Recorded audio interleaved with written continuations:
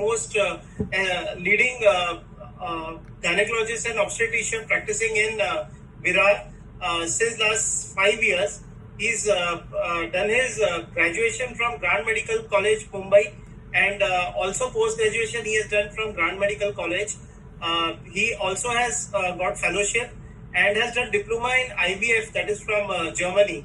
He's a member of Foxy India, and his specialty of interest is laparoscopic surgery. Today, Dr.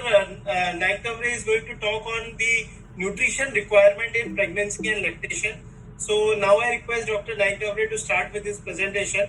In the meantime, I would also request all doctors to kindly put their mobile or laptop on mute mode, so that once the presentation is going on, there should not be much disturbance. In case if you have any queries, you can put it in the chat box. Sir, you can start with your presentation, sir.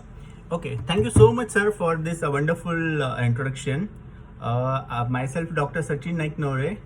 Just starting with this, sir, are you able to see these first slides? Yeah, we can see, sir. Malnutrition stats across group. Okay, so I'll be starting. A pregnancy is it's a joyful condition for all.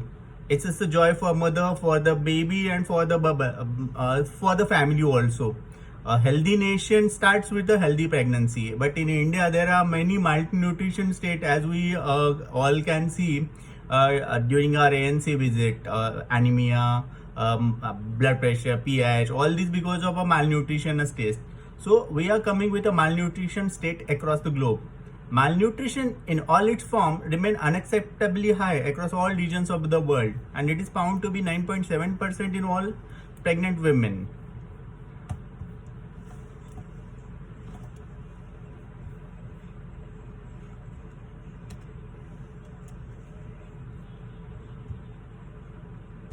Hello? Yes, sir. Are you able to see, sir? Sir, only the same, the next slide has not come. It's the same slide which we can see now. Yes, sir, he's not able opening. Okay, so we are coming to the role of maternal nutrition. As we all know, nutrition plays a major role in maternal and child health, and optimum nutrition in early life makes the foundation for long-term health. Poor maternal nutrition status, along with maternal body composition, metabolism, and placental nutrient supply, are the main factors that can negatively or positively affect the fetal development. As the mother, poor maternal nutritional intake can negatively impact the fetal genetic growth trajectory and can result in a fetal growth restriction. So there are various changes that can occur during pregnancy, physiological changes that are occurring, as a baby is entirely dependent on mother for his nutrient that has to transport to the placenta, which acts as a nutrient transporter. So nutrient availability is to be very good from the mother to the baby for its better development. So continuous transplacental transfer of this nutrient from mother to the fetus is all that is required. There are some nutritional adjustment occur during the pregnancy. That is for the baby, that is for the mother. There are various different tissues are formed during pregnancy. So this nutritional adjustment is for tissue deposition in the maternal stores also. There is a redistribution among the tissues, and also there is an increased rate of metabolism during pregnancy. So these adjustments of nutrient metabolism is to support the fetal growth, while it maintains the maternal homeostasis also. The pre-pregnancy BMI and gestational weight gain, it represent the major determinants of maternal adaptation to this incremental energy needs during pregnancy. So what was the mother's condition pre-pregnancy? It has got an important effect on how the baby's growth trajectory will go on. This BMI and gestational weight gain, they are critical predictors of maternal and fetal short and long-term outcome. How this baby will grow, it depends on mother's pre-pregnancy condition. In order to reduce this pregnancy and infant-associated adverse outcome, we have to optimize the pre-pregnancy BMI. Means mother is to be good pre-pregnancy only. And for this we have to give them this adopting mothers appropriate counseling during pregnancy to obtain this adequate gestational weight gain. So there is approximately 10 to 15 kilogram of a weight gain during normal pregnancy. So how does this weight go during pregnancy? We have to see. There is a extra blood and fluid that causes 30% weight gain, breast tissue and energy stores that approximately amount to 23% of energy increase. Uterus weight gain amounts to 6% of a body weight, and whatever the weight is increased during pregnancy. Placenta is 6%, and baby accounts for the 30% of a weight gain, and amniotic fluid is 5%. So there are some gestational weight gains are recommended by Institute of Medicine for the National Academy of Sciences. Best one, this maternal pre-pregnancy BMI. We have seen this in chart. BMI, pre-pregnancy mass, body mass index is given, and what should be the ideal weight gain, that is also given here. So if the woman is having a pre-pregnancy BMI of 18.5, so total weight gain should be in the range of 12 to 18 kilogram, not more than that, and it's approximately 0.5 kilogram per week. If the BMI is between 18.5 to 20.4, so approximately weight gain allowed here is 11.5 to 16 kilogram, approximately, not more than that, and it should be around 0.4 kilogram per week of body weight.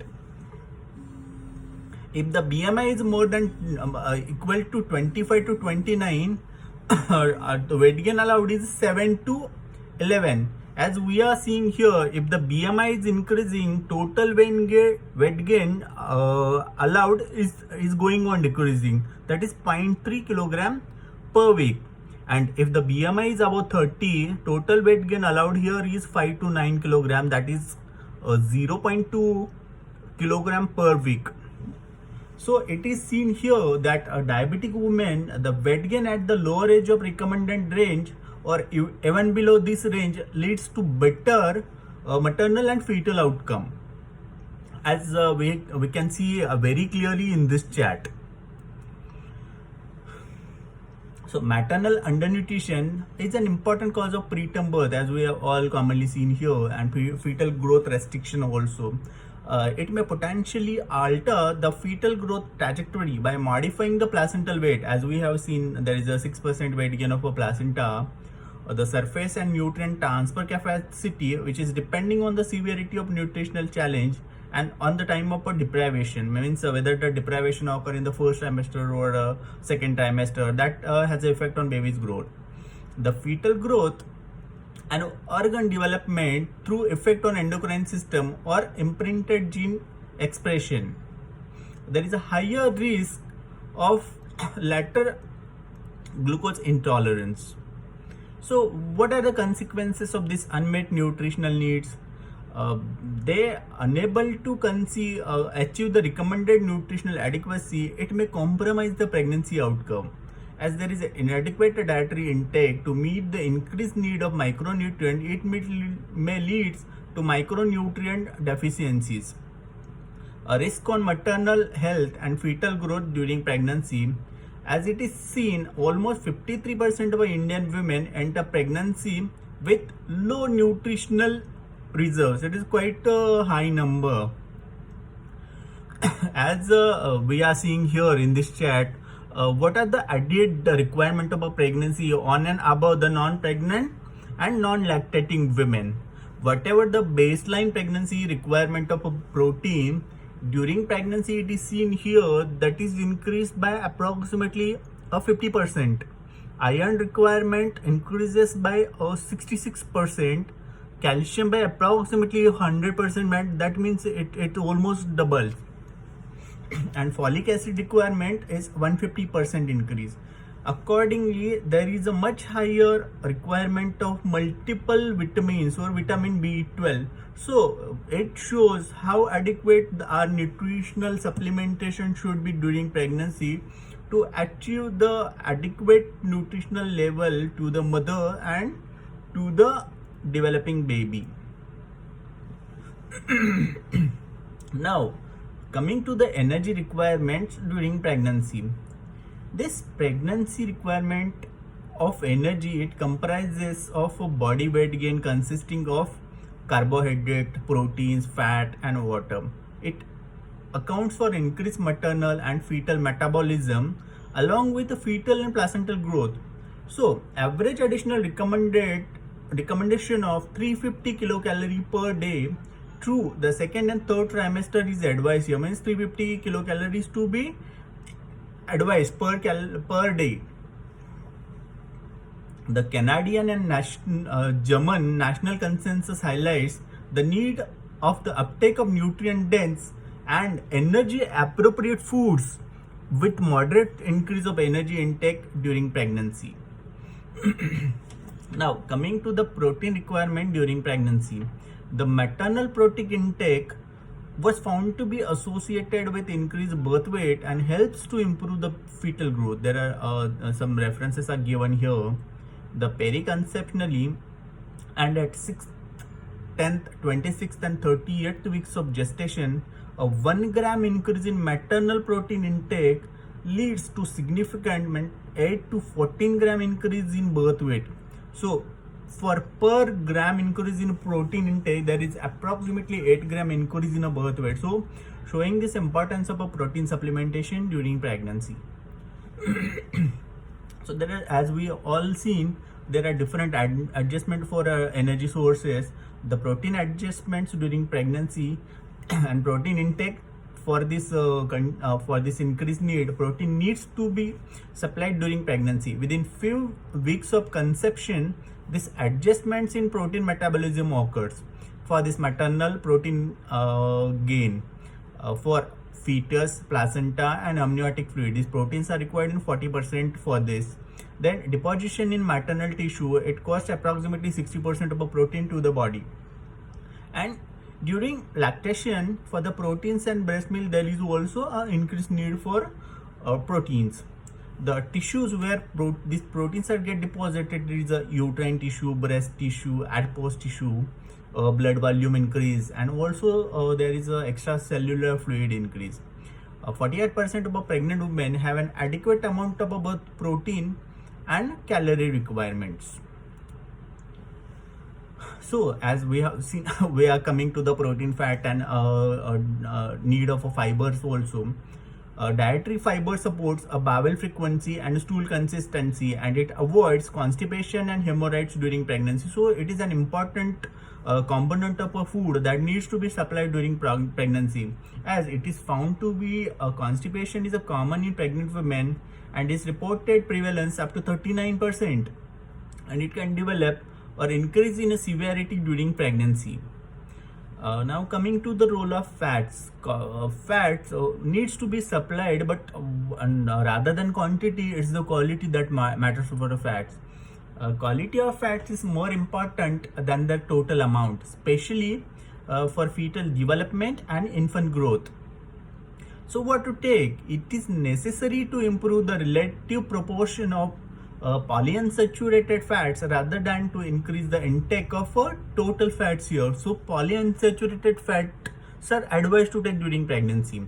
As adult and lactating female, they should consume at least 200 milligram per day of a DHA for optimal adult health and fetal and infant development. As we have all have seen, this DHA is required for a fetal brain development, and the 70% of a fetal brain development completes in utero only. Means uterus, there is approximately 70% brain development completed in the uterus only. This chart is showing week-wise brain development. So what happens in the first trimester, second and third trimester. So coming to the first trimester, first week, first trimester, seen that neurons develop, neurons multiply here in first trimester. Then we are coming to the second trimester, neurons migrate, and there are multiple synapses, as we have seen, for transmission of a neuronal impulses, neuron branch, and third, going towards the third trimester, again neuron branch, they form synapses, apoptosis forms, synapses reorganizes, and Most important is the myelination of a brain that occurs during this third trimester. What we call it's the maturity. So multiple nutrients assist this process of a brain development during pregnancy. As coming to the till second trimester, this growth requires multiple micro and macronutrients. As we have seen here, iron, B12, vitamin, DHA, zinc, folic acid, and iodine, as is required during first and second trimester, with increased amount of iron, choline, DHA, zinc, vitamin A, D, and B complex vitamin, along with zinc and selenium is required. So these all nutrients will assist the process of brain development during pregnancy. So what is the role of DHA? We are coming here. So maternal intake of DHA supports the brain and eye development of the fetus and breastfed infant. DHA is a structural component in the membrane of a brain and eye. So 97% of omega-3 fatty acid in the brain and 93% of omega-3 fatty acid in the eye is comprised of DHA. This omega-3 fatty acid supplementation during pregnancy has also been linked to the decreased incidence of allergies in the infant. So it is essential so that we can supplement women with a DHA also. Coming to the probiotics. Probiotics helps to restore and colonize the normal gut commensal, thereby eliminating the possibility of pathogenic bacteria to multiply or induces diseases. Basically, it induces our body's own immunity and local immunity. This 1 gram of probiotics is concentrated with a 10⁶ into 8 colony forming units. They are vital for a clinical outcome. Probiotics are unlikely to reach the systemic circulation of the fetus, and they are considered safe, and they are all well tolerated. So we all know, probiotics acts as a local immunity forming factor. They have got a several beneficial effect on the host intestinal mucosa defense system. It causes modulation of a immune system. It enhances the innate immunity, modulate pathogen induced inflammation via toll-like receptor regulated signaling pathway. It also acts by blocking the pathogenic bacteria effects by producing the bactericidal substances in the local environment. Also, it competes with the pathogen and toxins for adherence to the intestinal epithelium. The probiotics also helps in maintaining the intestinal epithelial homeostasis. They promote intestinal epithelial cell survival, means it makes the cell more tolerant to the factors. It enhances the barrier function and also stimulate the protective responses from the intestinal epithelial soil. So it is also need to supplement it with the probiotic either in a food or in a oral forms. So probiotics in gestation, gastrointestinal health. Approximately 50% of women experience gastrointestinal discomfort, as we all know, such as constipation, indigestion, or inflammatory bowel disease during pregnancy. So what is the role of probiotics here? As we all know, this regulates the gut microflora that lowers the effect of a pH on the colon. It produces the lactic acid, acetic acid, and short chain fatty acid. It regulates the emptying time, and also in some cases it regulates the peristalsis, that is basically hampered in a pregnancy state. So probiotic can improve the bowel function and relieve the gastrointestinal discomfort during pregnancy. It is published in an Annal of Gastrointestinal Journal. Now coming to the anemia, the Indian scenario here. It is a very rampant in India. There's all the pregnant women having some kind of or some sort of anemia. almost 95% of Indian mothers, they have been reported to suffer from anemia during pregnancy. 95% is a huge number. So anemia during pregnancy is a prevalent across high qualities or high quantities in India.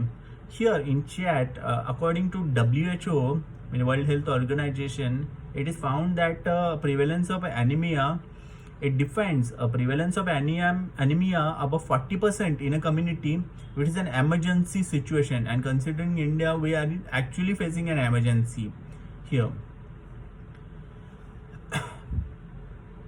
So this chart here is bar diagram showing what kind of any anemia, moderate and severe anemia classification. So it's a moderate anemia is a 48% in Indian scenario, 39% is a high, and 33% is a high basically, and severe anemia is approximately 4%. There is a hemonutrient requirement during pregnancy. In pregnancy, 35 to 40% of increase in maternal blood volume that requires iron and folic acid, or for blood volume increase. Iron requirement is increased by almost 70%, and almost 45% of the required iron is spent to support the blood volume expansion. For this enlarged or increased blood volume expansion, iron is required, so it has to be supplemented. And as we have seen, as diet is not sufficient to provide all the iron, we have to supplement the iron to all the pregnant women. A group of nutrients work together to maintain the blood health. This is required RBC production. RBC production is dependent on folic acid, B6, B12 and riboflavin, and iron absorption and mobilization is also dependent on folic acid, riboflavin, vitamin C. And it is found that 50% of Indian women who are pregnant, they are anemic, and 58% of women who are breastfeeding are anemic. So it's always recommended to continue the iron at least for 2 months in a lactation period, first lactation period, whatever it is, a normal delivery season, whatever. So coming here, iron requirement during pregnancy. The absence of menstruation during first trimester decreases some iron absorption in the first trimester. This homeostatic regulatory mechanism increases 50% of iron absorption during second trimester, and there is an increase, a whopping increase to 400% during third trimester, as it is seen here. Despite this various regulatory mechanism to maintain the homeostasis of iron, almost 50% of cases of anemia, they are primarily attributed to the iron deficiency. Means iron is not available in a sufficient quantity to form the RBC mass. That is primary cause of iron deficiency anemia here in India. Along with the iron, there is a requirement of a folic acid to form this RBC mass also. This folate is an essential nutrient that is required for DNA replication, and it is a substrate for a range of an enzymatic reactions which are involved in amino acid synthesis, for protein, vitamins, and it is also required for a vitamin metabolism. Coming to the maternal plasma folate concentration, as it is declined over a course of pregnancy to about 50% of a non-pregnant level, which is a physiological response to the pregnancy. Because of there is a hemodilution, increase in a plasma volume more as compared to the RBC volume. There is some alternation in a renal function also. Some hormonal changes causes folic acid level to decrease, and there is an increased placental and fetal demands, though that also causes decrease in a folic acid requirement during the pregnancy. So we have to supplement this folic acid along with iron during the pregnancy. So what is this role of folic acid supplementation during pregnancy? As we have seen, folic acid is involved in various metabolic reactions. It is so advantage of giving folic acid supplementation during pregnancy is that it causes prevention of a neural tube defect in an offspring. Also, it helps in prevention of a preterm labor by inhibiting the uterine contraction, and also it causes prevention of a preterm birth. The periconceptional supplementation protects against the fetal congenital heart diseases and oral cleft lips, as we have seen in few babies, but it's overall decreasing in trend. And there is a decrease in incidence of neuroblastoma in children. That shows what advantage of folic acid supplementation during pregnancy. Now coming to the lactation, as we have seen, there is an increased energy need, energy, proteins, fat, every nutrient is increased need during pregnancy, as there is a this nutritional requirement is also increased during lactation. There is an increase by 600 kilocalorie during exclusive breastfeeding during the first 6 months. Means baby is only taking milk. The mother's increase in energy is by 600 kilocalories. And if the breastfeeding is intermittent in 7 to 12 months, the increase is 520 kilocalorie per day. So we have to replace this energy through energy dense food, iron, calcium and all other supplementation during breastfeeding period also, not during the antenatal period. Coming to this protein requirement during lactation. During lactation, additional protein is necessary for the synthesis of proteins of breast milk.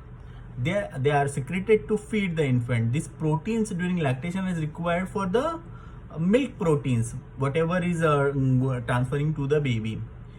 This lactation is considered successful when the breastfed infant is gaining an appropriate amount of weight gain. So we have to supplement the protein during lactation also. The RDA, recommended daily allowance for the proteins during lactation, is in the range of 19 gram per day for the first 6 months and 13 gram during partial breastfeeding for the next 7 to 12 months, means for the next year. 40% of lactating mothers, they have an inadequate amount of both. They have proteins and calorie, means 40% women don't have in adequate quantity the proteins and calories. Now we are coming to the DHA requirement during lactation. DHA, as we have all seen, it has got effect on infants' visual function and neurodevelopment. DHA is required for the brain development and eye development. It causes better visual acuity, and DHA level is positively correlated with language development. It has got an infant's immunologic status. Hello? It causes effect on infants' immunologic status. There is a decreased incidence of allergies and reduces the incidence of atopic diseases. The potential effect of a DHA on maternal depression or cognition during postpartum period. It causes prevention of depression during the postpartum period. As there is a requirement of probiotics during ANC period, it is to be supplemented during lactation also. The maternal probiotic supplementation have got a beneficial effect on the infant's health. Lactobacillus rhamnosus and Bifidobacterium lactis, that supports the immune function of the mother and breastfed infant. This probiotics has got the immunomodulatory effect here on it. It influences the immunomodulatory factors in the breast milk by activating the innate immune response, means body's own response in the intestine. They protect against the development of atopic eczema and influences the maturation process of a gut immunity. So probiotic basically an anti-inflammatory factors that prevent the inflammation here in the gut, and immunomodulatory, they ward up the infection. So it has got a very important role, as we have seen during pregnancy. So it has got an important role during a lactational period also. As iron requirement is increased during ANC period, here there is a iron requirement increased during lactation also. The maternal milk is one of the most important source of protection against the anemia in infant. The quantity of iron in maternal milk is found to be 0.1 to 1.6 milligram per liter with high bioavailability. It enables the infant system to absorb high levels of iron, reaching to about 50 to 70% of iron absorption. So this maternal deficiency, nutritional deficiency during lactation, it may reduce the concentration of some of these nutrients, and indirectly it affect the development and consequent depletion in the child, causing various problems in the child. I think we have end up with the presentation. If any questions I can ask, or with permission Thank I you, can Dr. end this. Sachin. Thank you so much. Dr. Sachin.